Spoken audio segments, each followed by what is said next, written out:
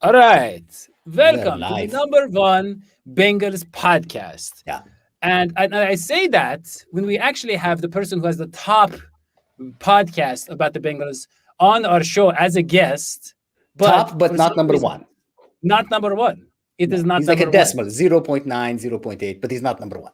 He's not number one. Yeah. Jake of Locked on Bengals. Thank you so much for being on the show.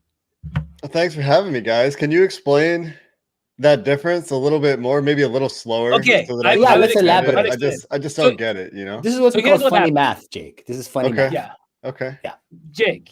So we moved to the Believe Podcast Network, and You our show remember used to that. be called Sorry If I Spit When I Speak. They said you can't keep that name. No. It has to have Bengals in They the still name. spit when they speak, though. They still Yeah. spit a lot. We do. We can still spit, but we I can't can say see that. it. Yeah. But we said, okay, so we have to come up with a new name. And I said, look, why not? It's all about branding yourself. It's all about, you have to The know art how of the to deal. promote- Jake, Yeah. may I just butt Jake, in here? no, May hold I on. just butt in Jake, here? Hold on. like Yeah. sometimes, you don't even have to, for instance, you don't even have to be a billionaire, but if you say it enough, Right. it's kind of like you are. I'm just giving you an example. You can talk people, you can speak it into existence. You Jake, see what I'm saying? may I explain, Jake? Jake, may I explain? Yeah. There's a certain kind of person who likes to call everything the biggest, the best, the greatest. And Dadio is that kind of person. And may I add to that Dadio has recently had his Twitter account suspended. Now, Yeah. that might remind you of someone else who had his Twitter account suspended and then deleted. So this is really where the number one Bengals podcast thing comes from. It's a habit of branding where you want to say, I'm the best, I'm the biggest, I'm number one, even when maybe you're not. Yeah. But- It's an yeah, authoritarian kind of view of the world. I've But it's never funny. heard of anyone doing anything like that before, but yeah, I get it now that you explain it for sure. Jake, let me ask you something.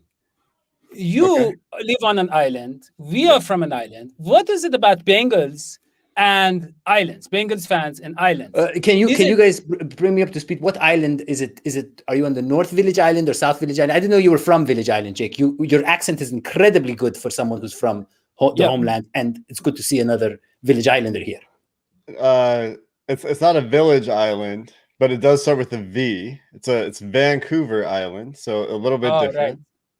But Jake. yeah, it's an island nonetheless. There are a lot of us on islands, I think. Joe Goodberry, former co-host of Locked on Bengals, also technically lives on an island. It's the Yeah. smallest island, too. Is it an emotional island, Jake? Is he on an emotional island? Are we that what we're talking about here? Are we going to go back to the childhood and all that stuff? Or is he It's- actually physically on a piece of land that's separated and surrounded by water? Well, I think we're all separated by something. I mean, you think about Ron Burgundy in the timeless drama, Yeah. Anchorman, and being separated in islands and glass cases of emotion. I think we're all there, Yeah, he snubbed Oscar snub for that film, definitely. Big time, 100%. big Yeah, that was a great film. Speaking Yeah, to the human okay. condition. Guys, I'm sorry, but this is a football show. I feel Right. like you guys are not taking this very seriously.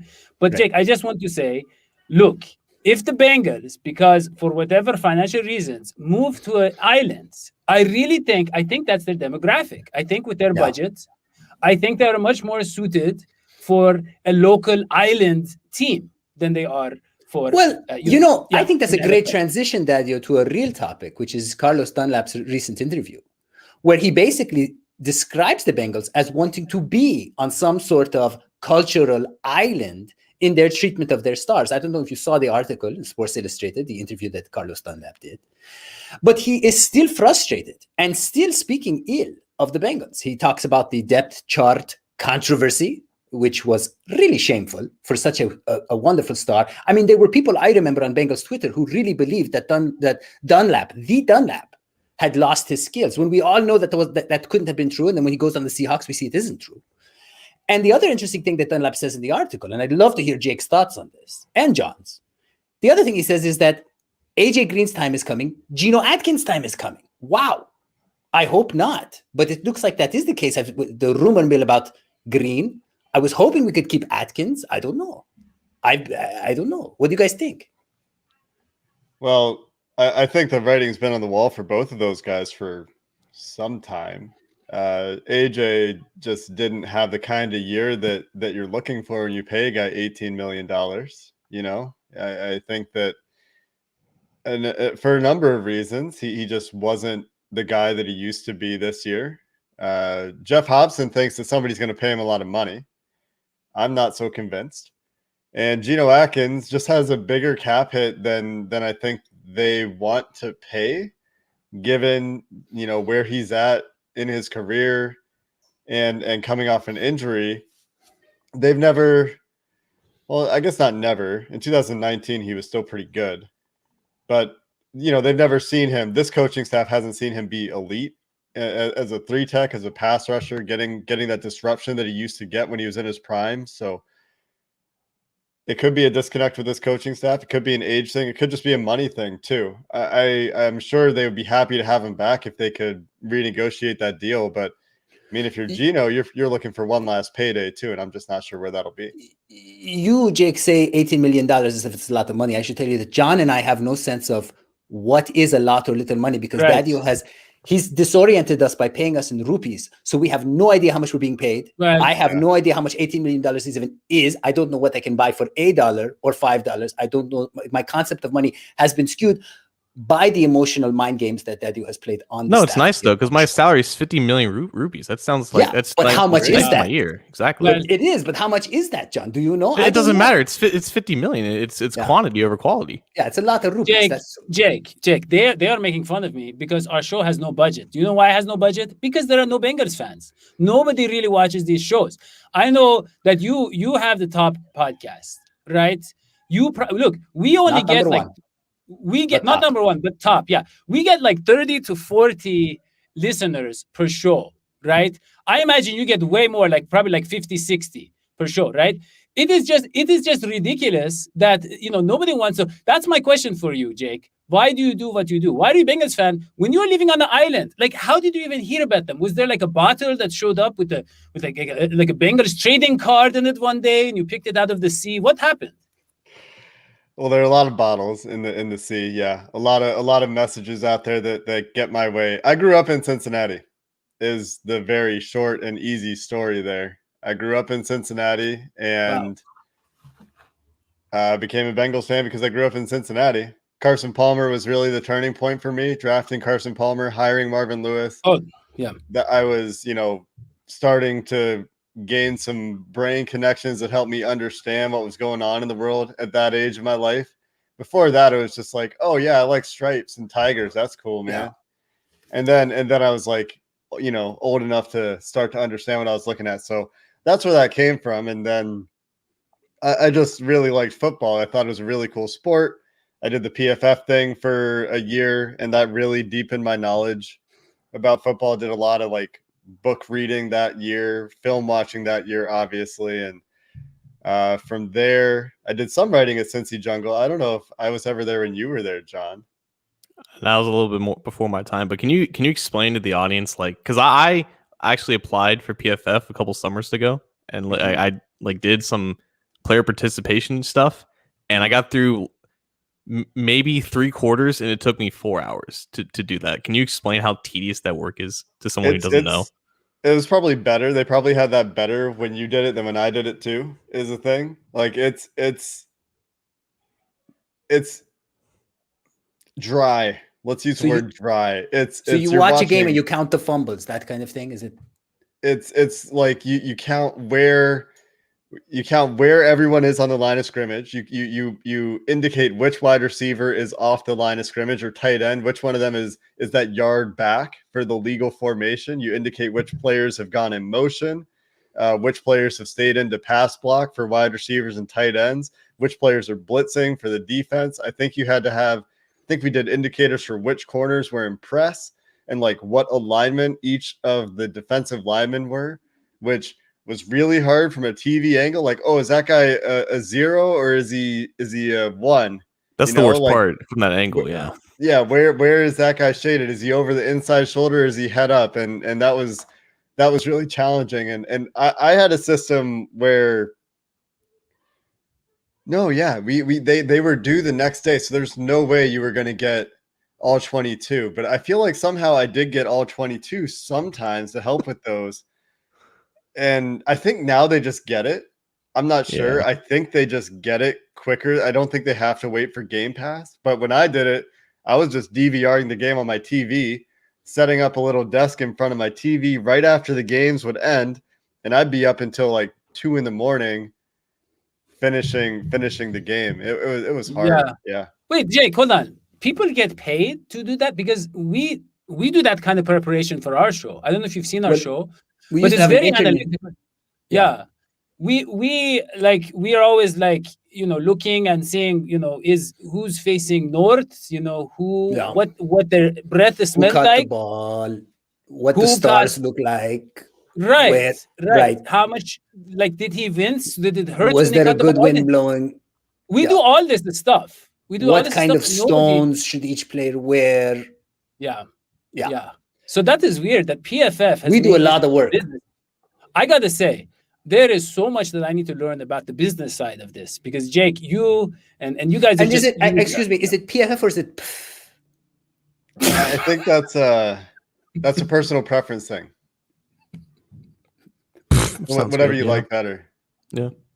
It's like you know how the British spell some things different from Americans? It's like that, except with pronunciations. Right. Yeah. Yeah.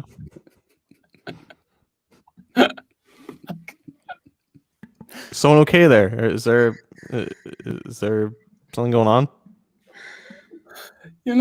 Jake. Jake, okay, so look, you have seen actual NFL games this year, right? We on this show, I have seen a lot of YouTube highlights of the Bengals, but you have obviously seen more than that. So if things stand, because look, we are on the verge of the Super Bowl, and if things stand as they are, if nothing Yeah. changes, if Bengals fans, let's say, don't march onto Raymond James Stadium demanding a review of all the games, they will not be in the Super Bowl. As it stands right now, they have not made the Super Bowl. And unless people take justice into their own hands and No. make a stand- Wait, You see what he did? You see- whoa, whoa, He's stop him. twisting Slow him us. down. Wait, Slow stop. him down. Yeah. This This I'm is my just saying- narrative. this is the narrative that's building, and we need to stop it. Yeah, I was with him, and then all of a sudden he took us to a very dark place where Right. we gathered in front of the Capitol building, wearing Whoa, horns no, on our head. hold on, No, hold on. no, No. slow down. That's why your No, Twitter no. account was suspended, young man. This is No. why we're talking about football. We're talking about football. So, what? Okay, look, a lot of people are like, hey, the Bengals could add a guard, add the tackle in free agency. Maybe go out and get a receiver. A light touch. A light First- touch is what he's Yeah. saying. Sprinkle some sea salt on it. Yeah, the defense is going to be average at best. So what do you see? I mean, look, I know we're a long way away from the Chiefs in terms of coaching and in terms of all the other stuff. But what do you see? How far away are the Bengals from the Super Bowl? Not tomorrow. You're probably going to say it's not tomorrow. So how far? Yeah, I'm probably going to say it's not tomorrow. I think that's fair. It's a fair assumption that you've made there. I don't know if it's a year or a couple of years. I mean, technically, you can see these turnarounds in the NFL in a year, but the problem for the Bengals is that Patrick Mahomes is in their conference, Yeah. right? And if Josh Allen is actually going to be good, and that's going to be a thing now long term, well, he's in the conference too. And Yep. so is Lamar in the Yep. division, and Baker, who I threw a lot of shade at Baker this year, but maybe he's going to be a pretty good marriage up there with Stefanski.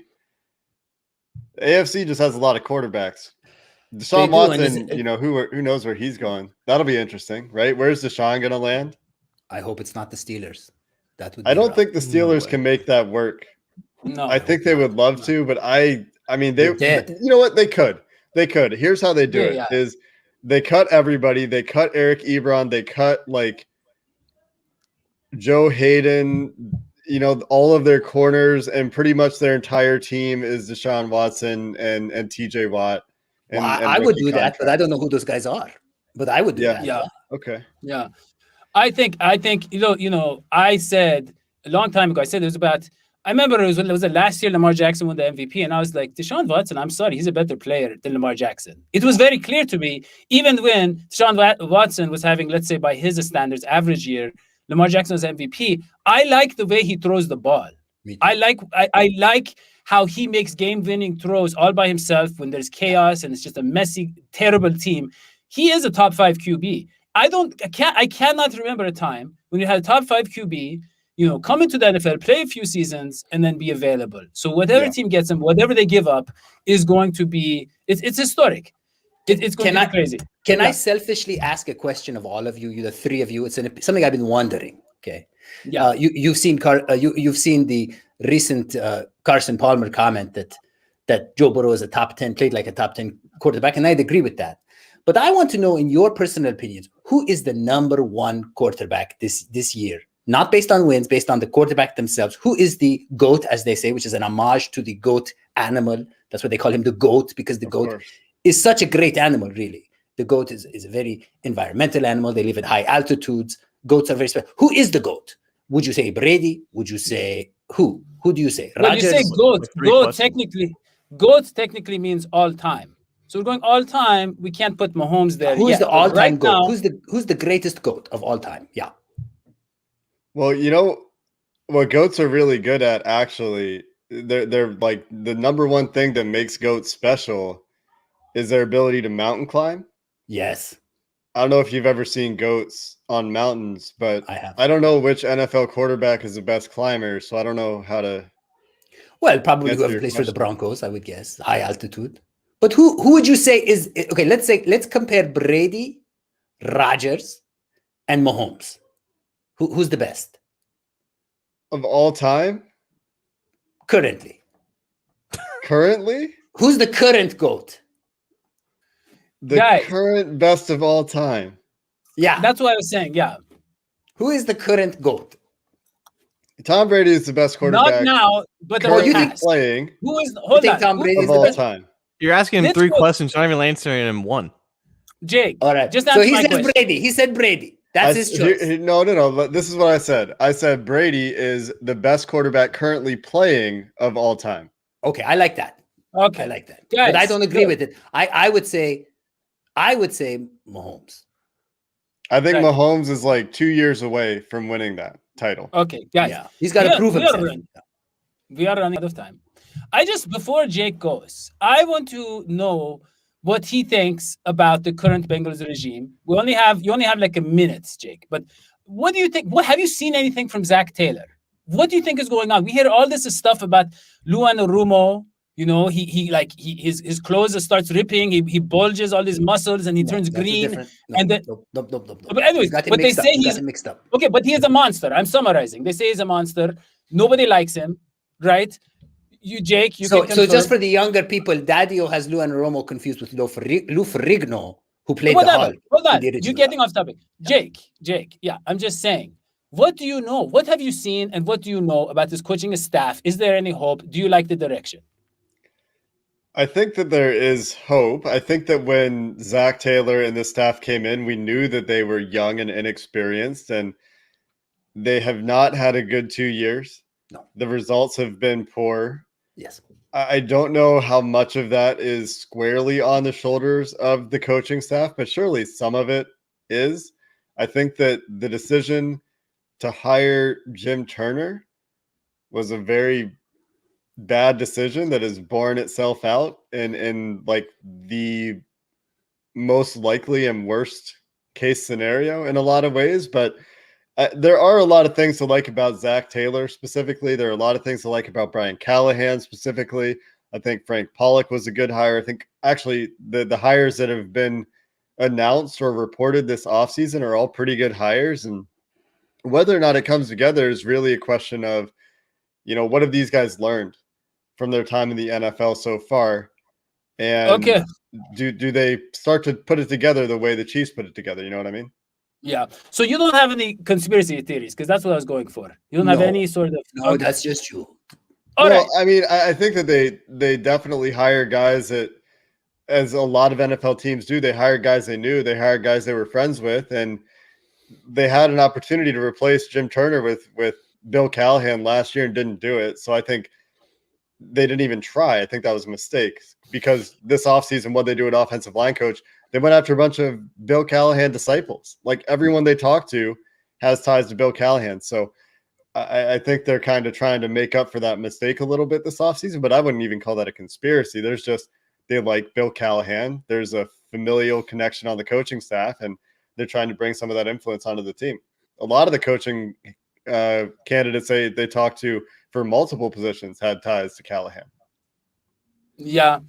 Look, Jake, we brought you on the show to help promote your stuff, to get your name out there, right? To get you some attention, because Bengals fans deserve to know there is another podcast. What is it? The number 2 podcast? I don't remember the name. It's not number 2. It's top. Jake, it's top cream podcast. of the crop, but it's not Jake, number 1. Jake, I want you, look, you can take this time to promote whatever you like. Do you have a SoundCloud? Do you have a OnlyFans? Vegan chocolate bar. Instagram? Yeah. Please, Jake, please tell us about the work you do.